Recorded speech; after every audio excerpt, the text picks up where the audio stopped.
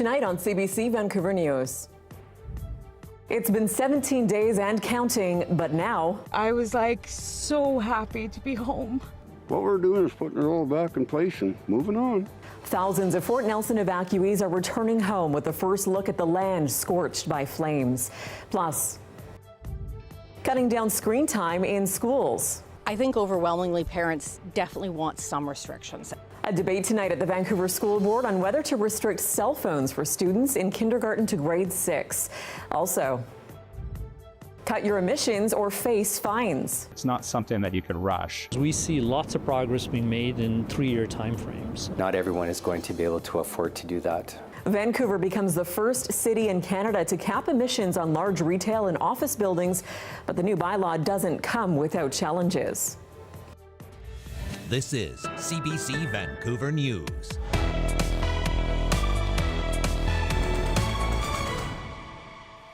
Hello, I'm Tanya Fletcher. Thanks for joining us. It's a moment more than 2 weeks in the making. Thousands of Fort Nelson evacuees have finally started returning home after being forced out by flames 17 days ago. But as residents return, many are acutely aware that the wildfire threat is far from over this season. Our Karen Larson has our top story tonight. What we're doing is putting it all back in place and moving on. For this Fort Nelson retiree, there's no place like home. And my wife said coming across the bridge, she had tears in her eyes because she knows it's still here, right? Look at this grass I got to mow now, see? Chores aplenty await 4,700 locals who were forced to evacuate 2.5 weeks ago when high winds pushed wildfire to the edge of town. Salmon's house and birdhouses survived, but 4 homes were destroyed and about a dozen properties damaged. Well, I guess I can say that it's a heck of a relief to still have a home to come back to. And that's the key thing. I know some people don't, and our heart goes out to them and the whole community. I think everybody was really happy that we made the call for everybody to come home. The mayor says although wildfire is no longer an imminent threat to the town, things could backtrack quickly. So if we end up with a hot, dry spell and then we get some wind, we could be in the exact same situation as we are now. So the intent is to get the community together in the next couple of weeks, talk about their experience, talk about learnings that they've all had, so that we can dovetail all of that experience and understanding into our plans to make them better, just in case there is another time. But for most, Monday was a day to restore some semblance of normal life. Yesterday, we just last minute, they told us we could open up, so we were in a rush, and by 4:30 the store was up and running. And for those making the trek home, a welcome wagon of sorts, staged by who else? The fire department. I'm actually in the clothes I was evacuated in, so I was so happy to be home. Fort Nelson is just amazing, and I love my community. I love what they've done. An evacuation alert remains in place in the area, meaning people need to be ready to leave on short notice. Karen Larson, CBC News, Vancouver.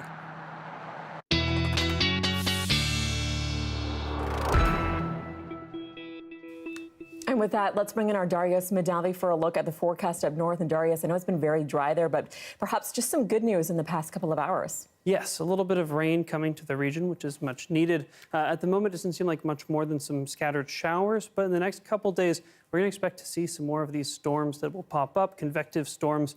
Now, there does come with the risk of some lightning and thunder as well, but in addition, as long as it's not dry lightning, it shouldn't be too big of a problem. At this point in the year, the vast majority of fires are started by human causes, so really just all of us need to be careful when getting out there and doing really any activities, not to let an errant spark fly or anything like that. Lightning season doesn't really come until the end of the summer, and that's when we start to see a transition from more human-caused fires to more lightning-caused. But as you can see here, fire danger around the Peace in particular, still looking pretty high. Other parts of the northeast, those are starting to come down a little bit because we have gotten some rain at the end of last week and into this week. Now, if we take a look here, you can see some of that rain coming in. Again, not too much expected up in the northeast, but some, and that's really all we can hope for. In the next couple days, we're going to continue to see these slightly higher temperatures in parts of the northeast. By higher, I just mean not below seasonal. Really, they're going to be pretty seasonal temperatures. Around 20 is pretty normal for this time of year, so we're going to be sticking around there, hopping a little bit above 20 at times, especially as we get closer into the weekend. But for the rest of the province, we'll focus on that later this hour, so don't worry about that too much right now. But if we do take a look here, if we hop over into the wind map, you can see at certain times there will be higher winds. Let's start this running. You can see coming down at some times, but also as we get into the end of this week, especially late Wednesday, we'll see some of those higher winds again. So hopefully we'll get enough rain that it won't be too much of a problem. You bet. We'll chat with you again a bit later in the show. Thanks, Darius. Thank you.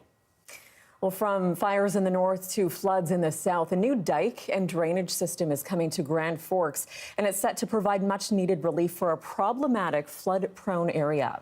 1/3 of the city's 4,000 residents had to leave their homes due to devastating floods back in 2018. Following years of criticism and calls for more government help, the province is now announcing this 700-meter dike and 500-meter drainage system. It's designed to protect a 100-home neighborhood and an industrial area. Here in Vancouver, commercial real estate owners are being told to cut their emissions or else face hefty fines. It's a new city bylaw that's the first of its kind in Canada and targets large retail and commercial office buildings. Owners have to start tracking and submitting their emissions starting this week. And while many are on board with the retrofits needed, they say it won't come easy.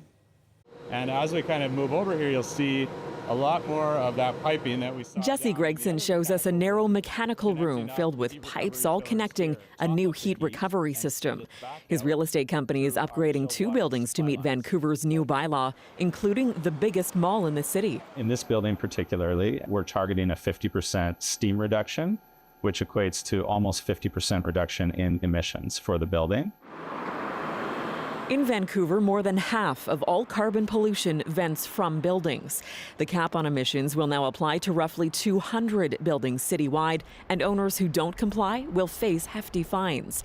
The bylaw was inspired by similar measures in New York, Boston, and Washington, D.C. With the right structures, we see lots of progress being made in 3-year time frames.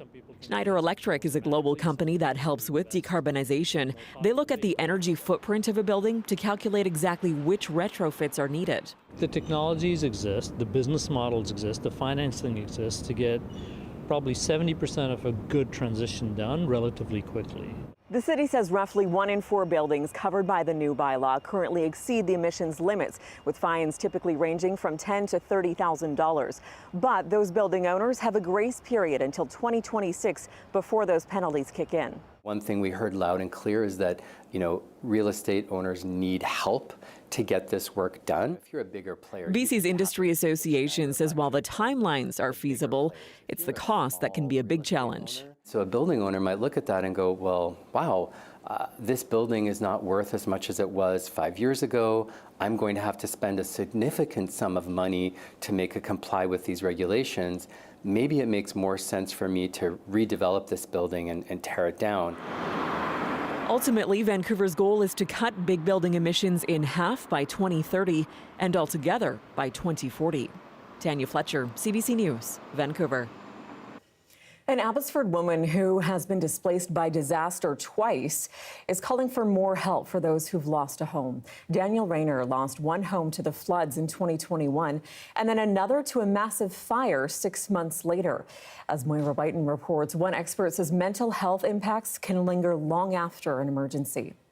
I was screaming at people to get out of the building. Danielle Rayner says she lost everything in the massive blaze 2 years ago, including one of her beloved cats, Jack. And I was trying to talk to the people on 911, as well as I did try and go back up for my cats, but you couldn't. It was an impossibility to do that and make sure that I got as many people out of the building as I could still to this day. I smell smoke, I panic. I hear a fire engine, I panic. I have dreams that Jack is meowing for me and I couldn't get to him. It was Rayner's second home destroyed by disaster in just 6 months, shattering her finances, physical health, and her mental well-being. That's what I want people to know, that it's not just a building that was burned down. It's not just people that, they were displaced for a little bit. It's not that. It's my brain and my heart feel like displaced. One expert says she's just one of many, with tens of thousands in BC grappling with similar struggles. As climate disasters intensify, more people are displaced, and challenges last long after they return home.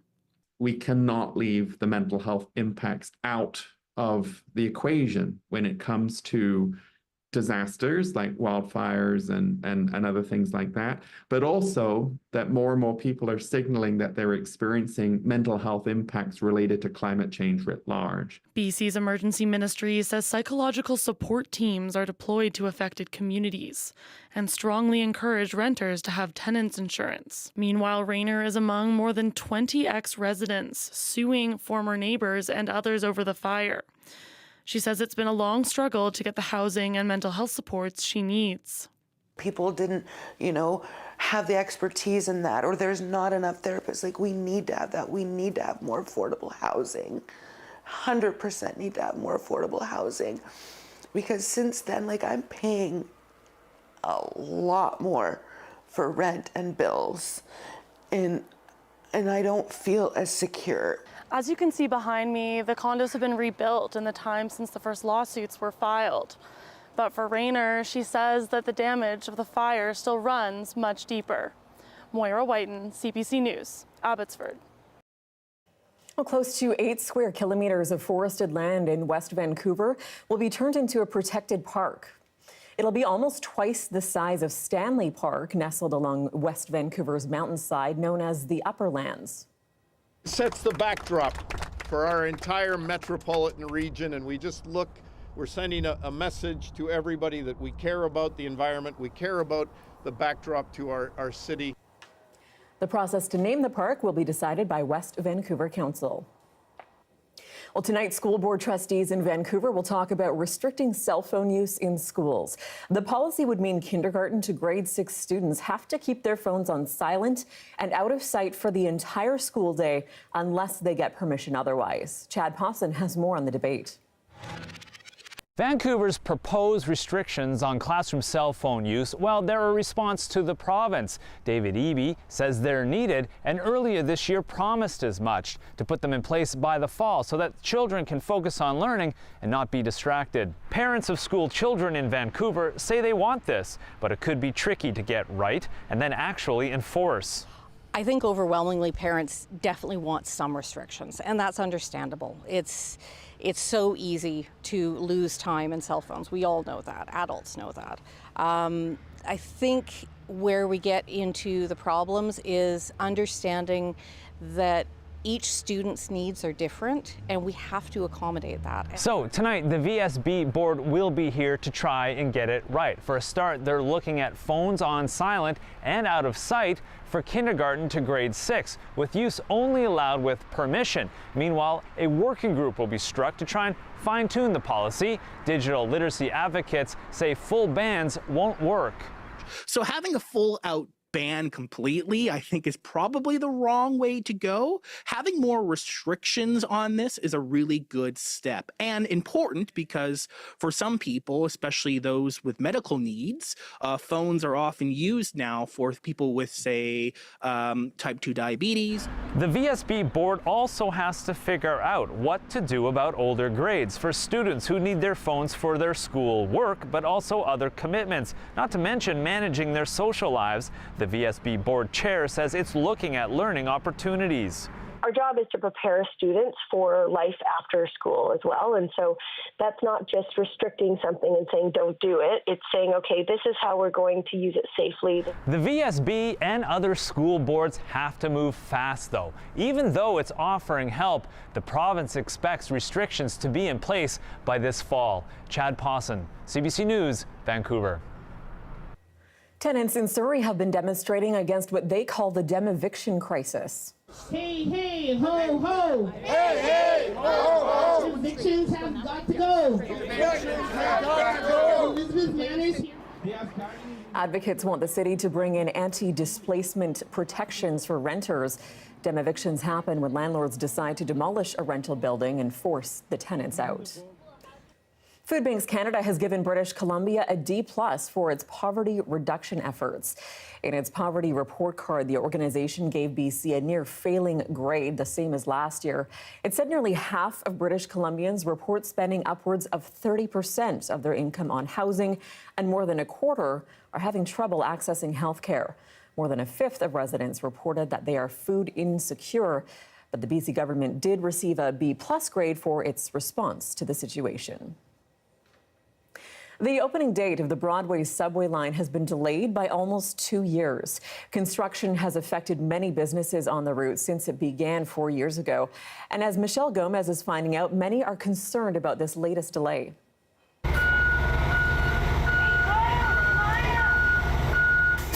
When construction began on the Broadway subway project, it was slated to open in 2025. This has now been delayed to the fall of 2027.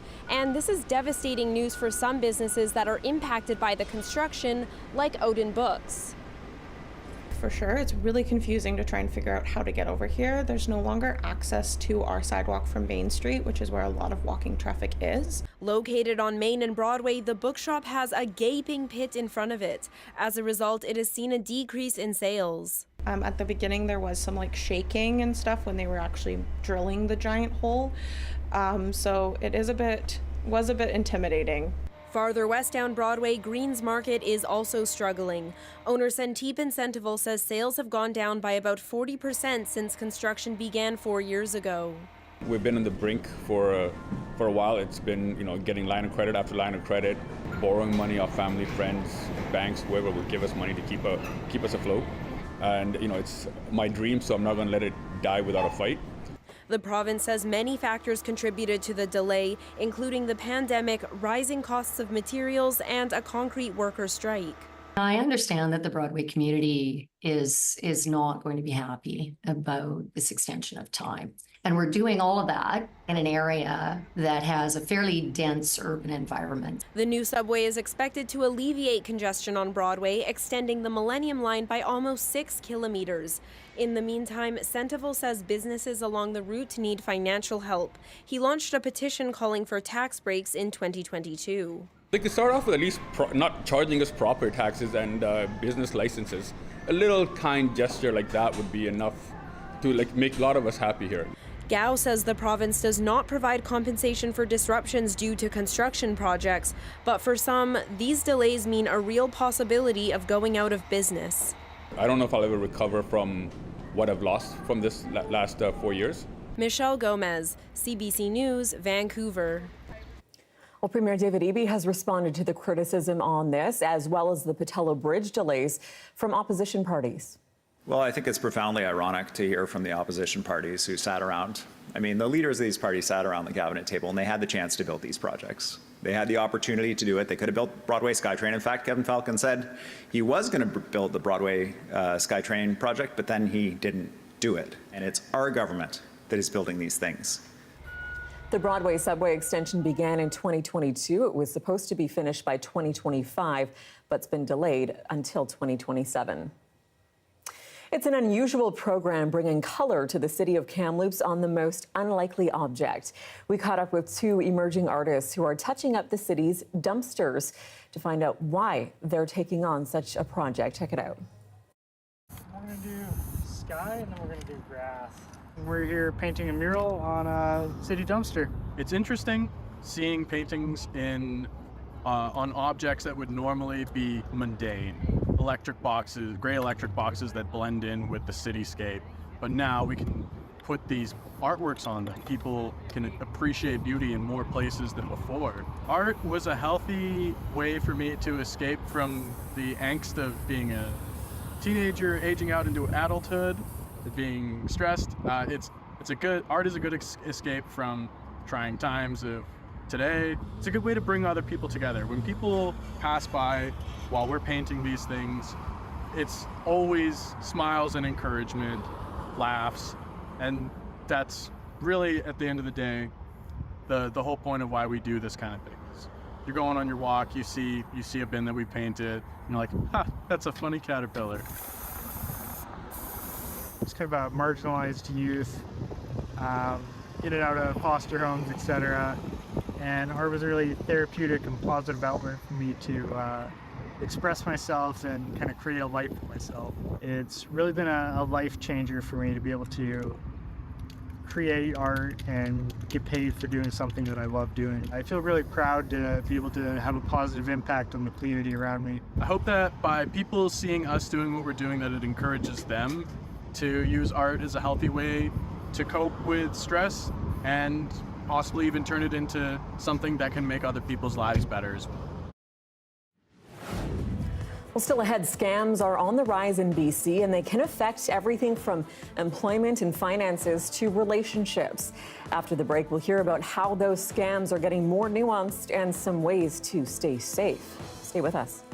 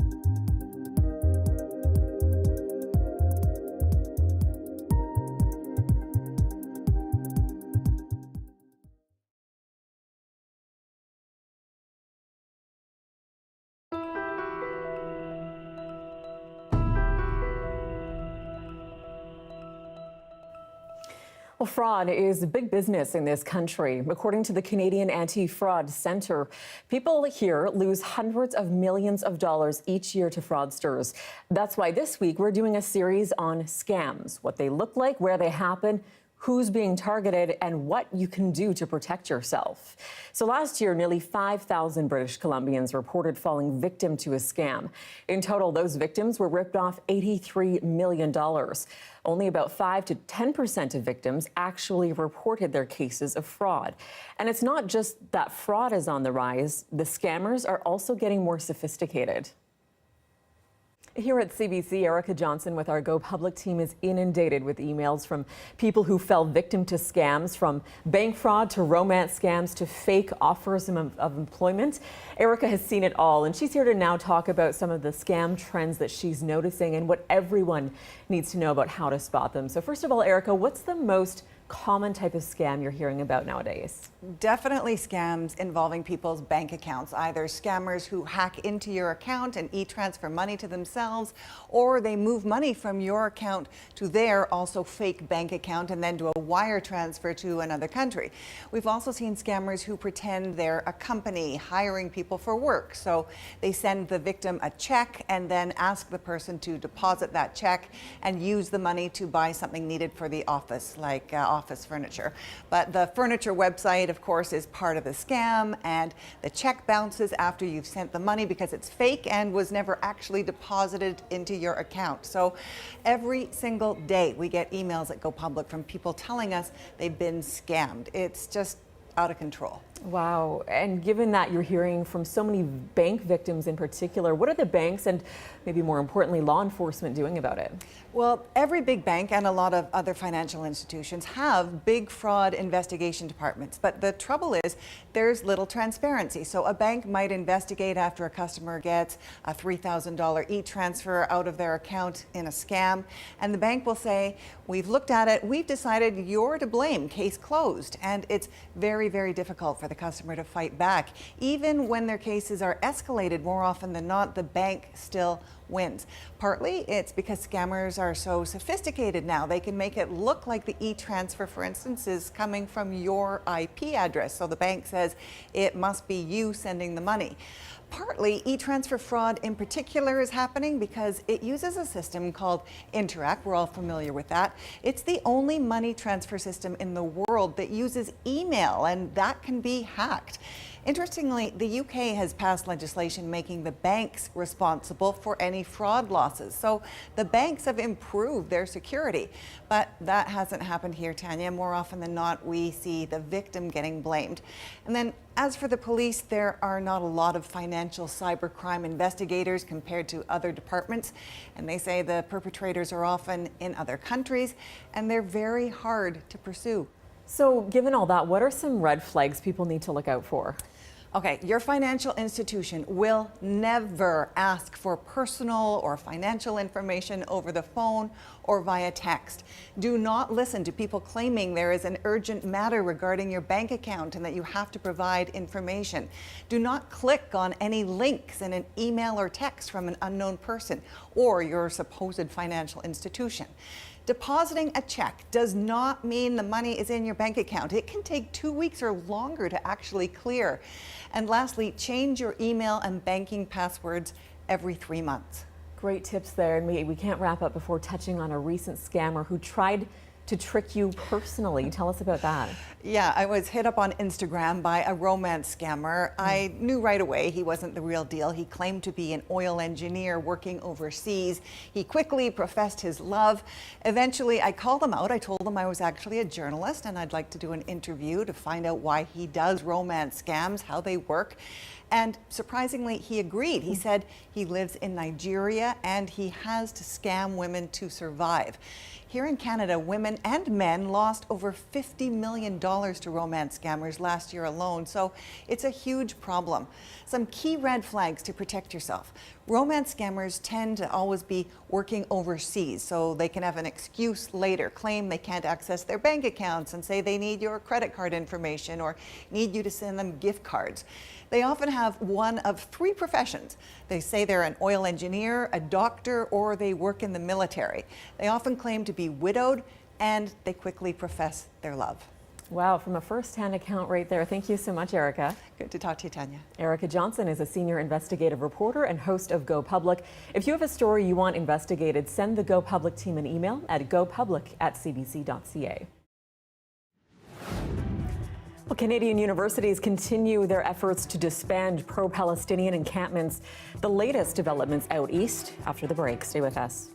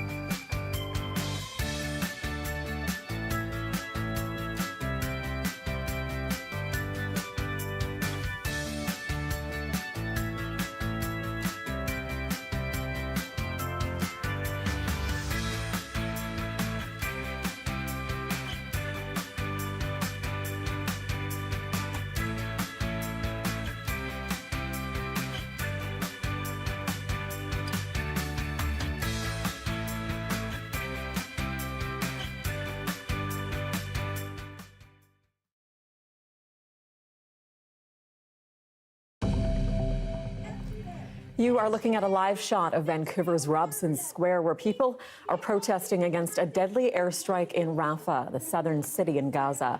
It happened Sunday night, killing at least 45 Palestinians. Israel says it will investigate.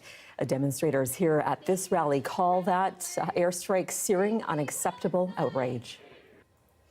Well, that strike came less than 3 days after the International Court of Justice ordered Israel to abandon its Rafah offensive. The UN says more than 34,000 Palestinians, nearly half of them children, have been killed in Gaza since the October 7th attacks by Hamas. The CBC's Sarah Coates has the latest. The international reaction is continuing to pour in the wake of Sunday night's attack on an area in Rafah where many Palestinian refugees were sheltering. Now, residents in that area are describing terror, while paramedics have told AFP that people were simply ripped to pieces. We now have reaction from the Israeli Prime Minister Benjamin Netanyahu. He says that this is a tragic error, while the IDF spokesperson has come out to say that the military did not expect the strike to harm civilians saying that before the attack, many steps were taken to reduce the chances of harm to uninvolved people, including a visual aerial inspection, the use of precision weaponry and intelligence information, adding that the IDF's top-tier fact-finding mechanism will investigate. We've heard from the UN refugee agency UNRWA for Palestinian refugees saying that a number of its employees remain missing, saying that nowhere in Gaza is safe, no person in Gaza is safe, describing the area as hell. What we have seen in the immediate hours is that Israel continues the military action that has been asked to stop. Also, Hamas is launching rockets against Israel, so both sides don't respect the ruling of the world.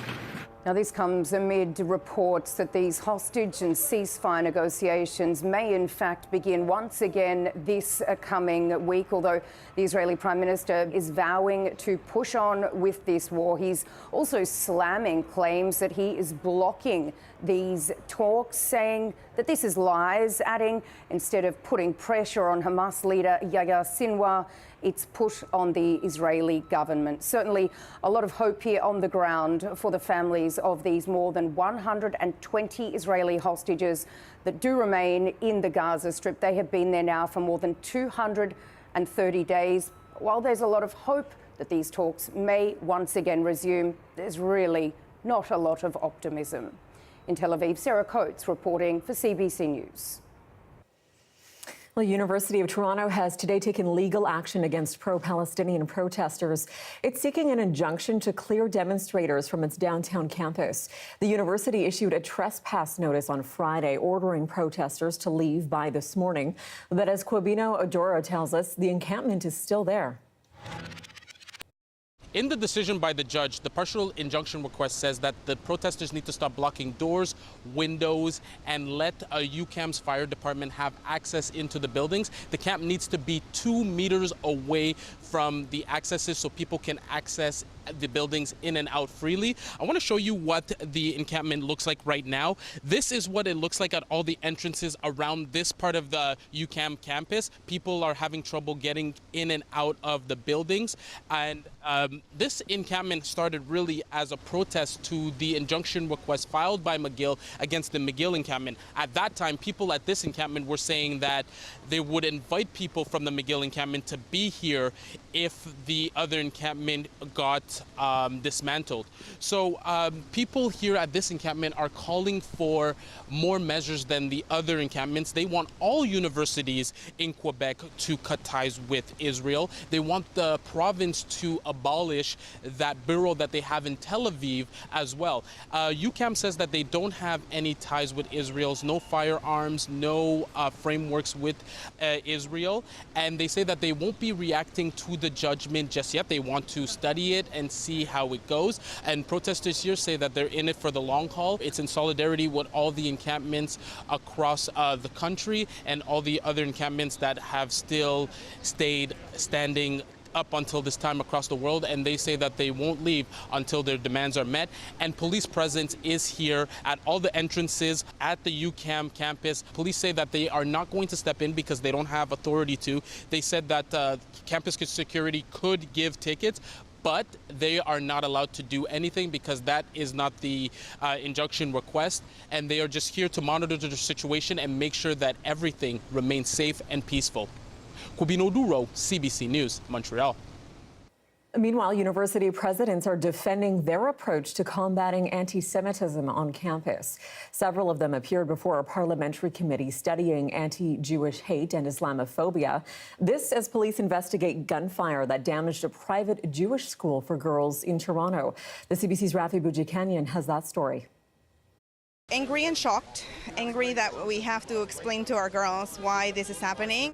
An unusual Monday morning at this Toronto elementary school for Jewish girls, where the weekend was unusual too. Police investigating after they say suspects fired multiple shots. Today, a revelation: Toronto police are not investigating alone. The RCMP obviously have responsibility from a national security context, and they're very much engaged with the Toronto Police Service, and I hope very much that the community in Toronto understands that we're bringing every law enforcement tool to bear to hold those responsible for this hateful and violent crime to account. MPs were also focused on anti-Semitism in higher education on Monday. I cannot believe that in my lifetime we were having university presidents testifying before the parliamentary committee about anti-Semitism on campus. University presidents defending their approach on fighting anti-Jewish hatred. Do you acknowledge anti-Semitism is a significant problem on your campus? Yes. President Gertler? Yes. Their answers sometimes left MPs wanting, even as the University of Toronto has filed an injunction to try and shut down the pro-Palestinian encampment on its grounds this morning. That's a symbol that glorifies terrorism by Hamas. That sits at the front of the encampment. Now, don't you think that the university's code of conduct would suggest that something like that is against the code of conduct? We have asked the student organizers of the encampment to remove signage and language which is offensive. The University of Toronto also said it's referred 38 incidents to Toronto police. It believes about a half dozen of those could qualify as hate speech or hateful acts. The MP's goal is to write a report on anti-Semitism. They will tackle Islamophobia on campus as well. Rafi Bujikani on CBC News, Ottawa. Overseas now to South Korea, residents are torn between worry and fatigue as the missile launch trials continue. As Philippe LeBlanc is finding out, some locals in an area not far from the North Korean border blame a lack of dialogue for the heightened tensions. This fisherman and his crew make their living fishing in an area near North Korea. It's risky business because whenever the North conducts ballistic missile tests, South Korean officials keep him on dry land. That can cost him up to $2,000 a day. We're in Daemyeong Port, which is located less than 15 kilometers from what is called the Northern Limit Line, which is the de facto maritime boundary between South and North Korea since 1953. Here, North Korea's provocations are part of daily life. The tensions felt in fishing villages are mirrored across the country.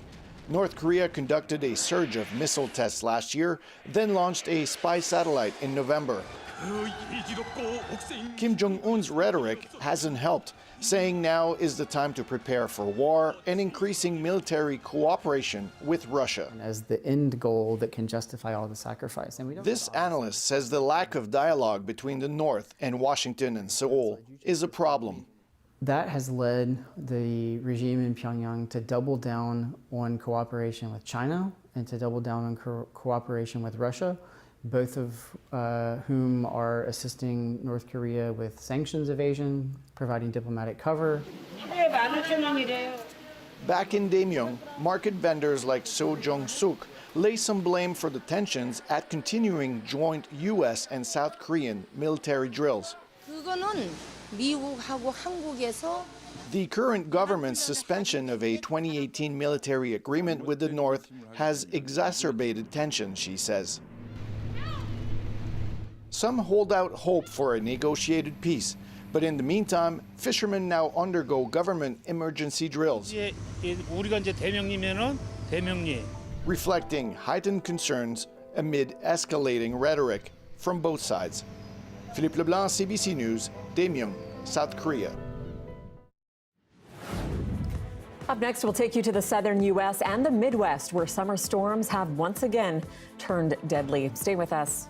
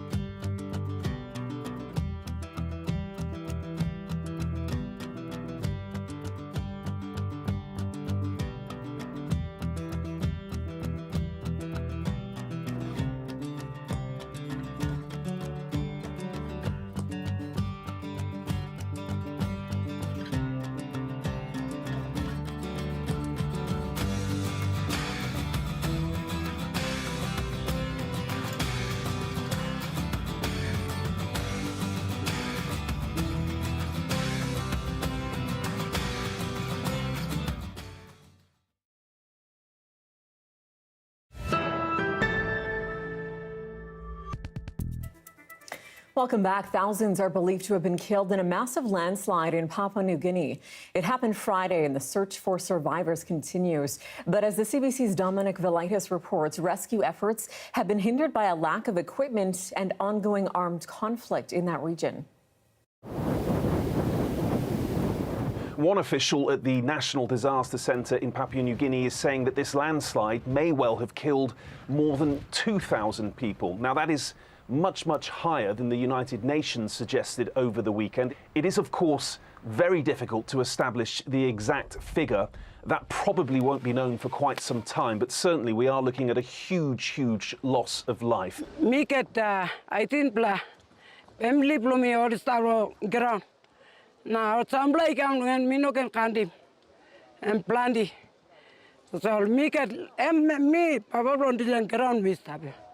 Well, you saw it there. At least 18 of Nevit's family members feared dead as a result of this landslide, which actually crashed through 6 villages in the Mayat Mulataka district in the early hours of Friday morning. Many people in those communities would have been sleeping in their homes at the time.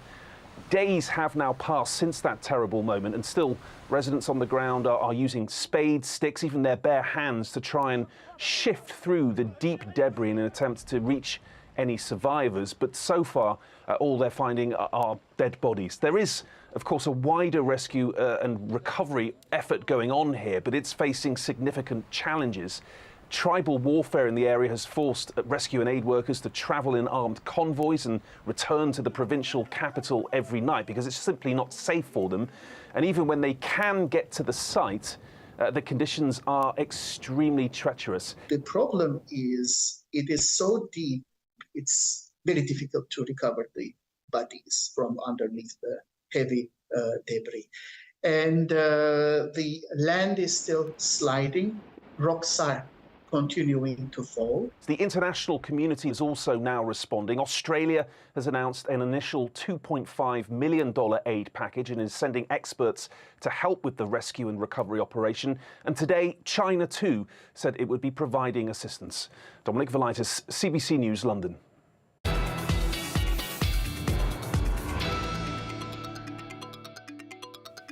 Well, stateside, at least 20 people, including 4 children, are dead after a powerful series of storms cut through a wide swath of the country on the weekend.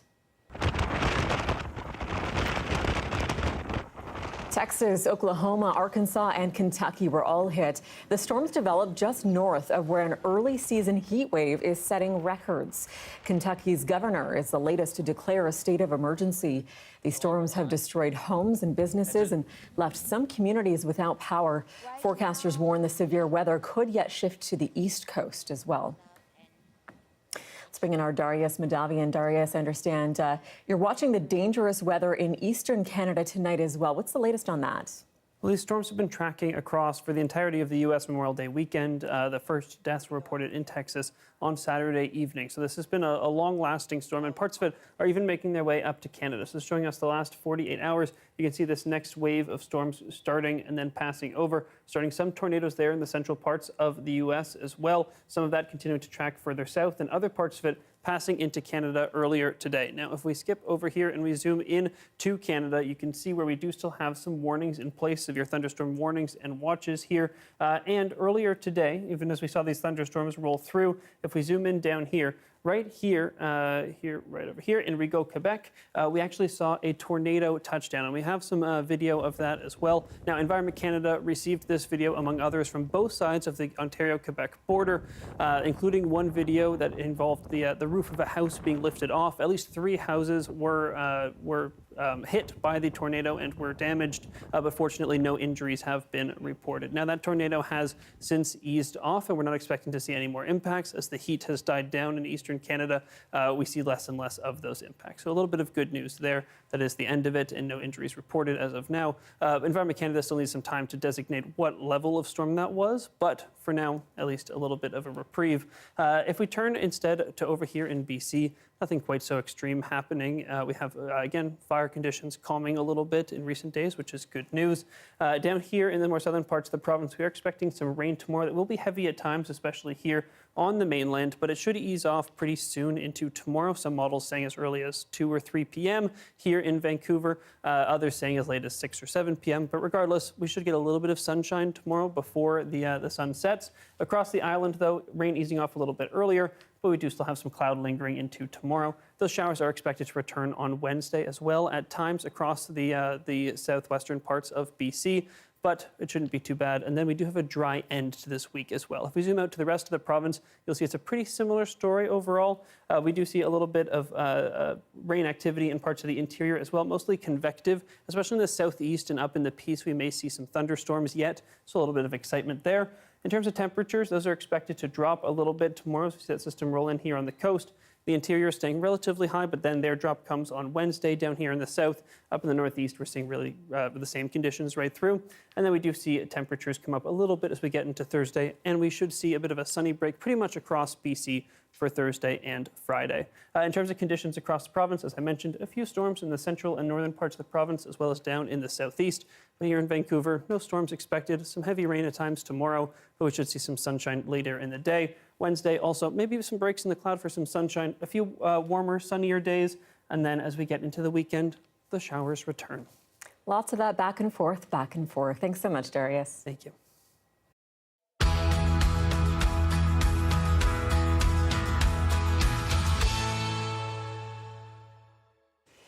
With all of the dire news as of late, it's easy to overlook some of the good happening around us, too. So we thought we'd try to focus on some of the positive change we're seeing in the world around us when it comes to science, the environment, and the natural world. And who best to lead us through this each week than our resident science expert, Darius Madavi. So, Darius, you're going to kick off today's series on an island. Where exactly are you taking us? We're going really around the world, Tanya. Now, this is a story that we're going to talk about one specific island, but this is a story that happens on islands all over the world. So if we go, we're going to go all the way down to off the coast of Madagascar, about 500 kilometers off the coast here.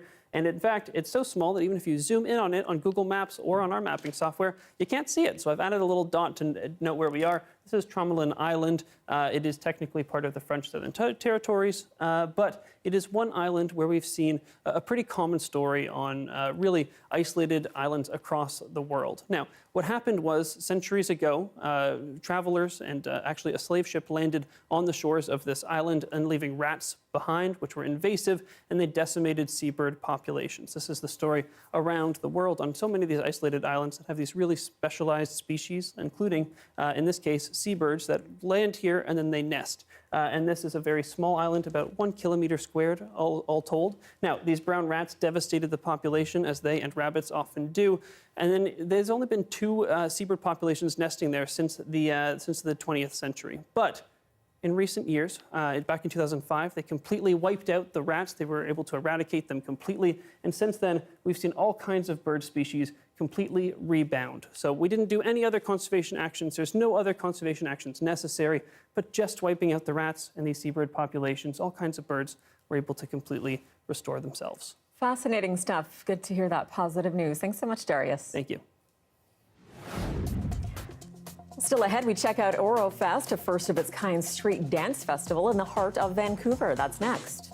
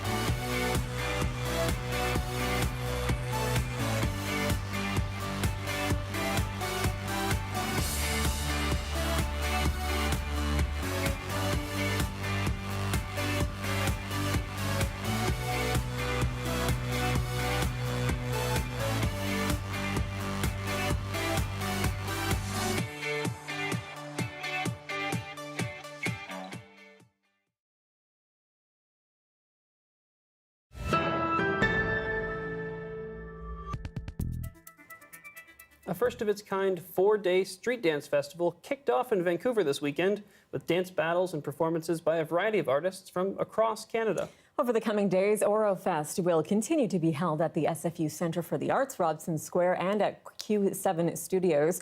We popped by to learn more about the passion behind the festival. Check it out.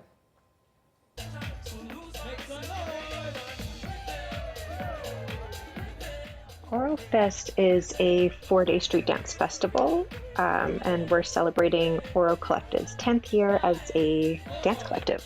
Individually, Oro Collective has been active in the street dance community for well over 20 years. And we came together 10 years ago to create theater works, and we thought creating a festival open to the public would be the perfect way to celebrate our 10th year. So that's how we kind of got the idea. Day 2 will be all of our performances. So we have Diamonds in the Rough, we have Tag, which is our youth recipient, and we have Oro Collective and M Queen from Montreal. We'll all be doing like 7 to 20 minute performances. So having the opportunity to demonstrate that, we're here having a great time, and we're reaching out also to the youth at the same time, and we're in the community and part of the culture we want to share with everyone else. That kid's got a future. Oh, yeah. That was better than I could do. Thanks for being with us tonight on CBC Vancouver News at 6. You can watch this newscast on CBC Gem, our free app, as well as on YouTube and our website, cbc.ca/BC. I'll be back with your next local newscast at 11 o'clock tonight, right here after the National. Have a good night.